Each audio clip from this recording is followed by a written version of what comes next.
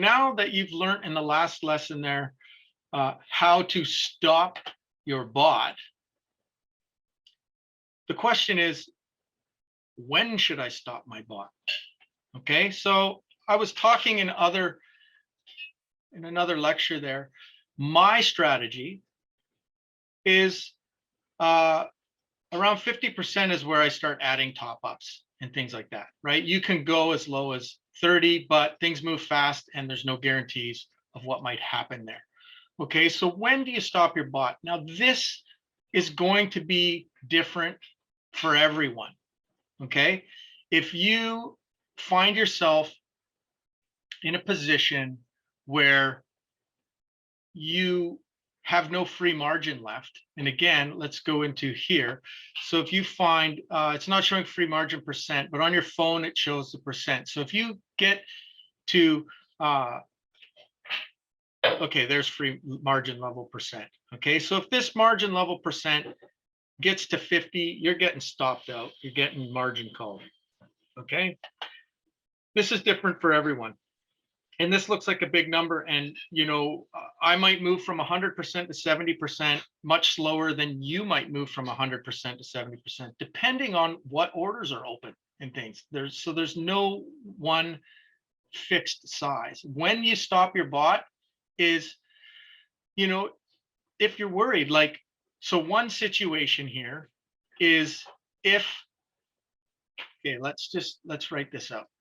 Okay, so one situation to stop your bot is if you miss the last basket order.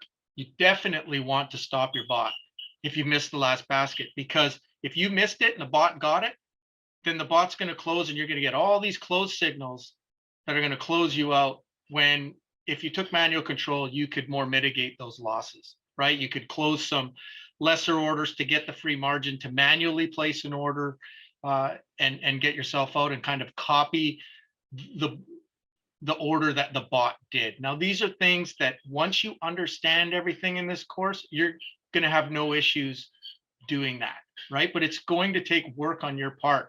And that's why bots are not set it and forget it. You have to educate yourself.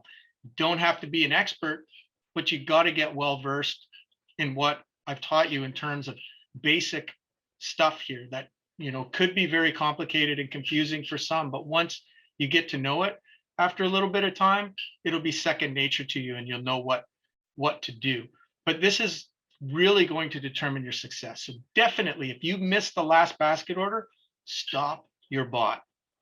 Okay, other than that, there isn't really a need for it. I have switched the signals people follow over to demo accounts so that I can top up as needed, because that lowers a follower's risk. Because what happened in the past is we're trading off of one of my live accounts and maybe I run out of funds, right? And then you're going to take a loss if I take a loss. So at that point, it's like, hey, James, do you have money to add in, or should I stop my bot? Because if your bot crashes due to something I did manually, well, then that affects everybody following. So to better protect people, we've moved things over and off of my live accounts so that, you know, there's less risk for people. So the one thing that I can think of here to when to definitely stop your bot is if you miss the last basket order, definitely stop it. The rest of the time, it's going to be your choice. You might want to stop it, you know, because you don't want to go deeper. Maybe you don't want another order and you feel you just want to manually deal with this yourself and be willing to take some losses to save your account and not go deeper.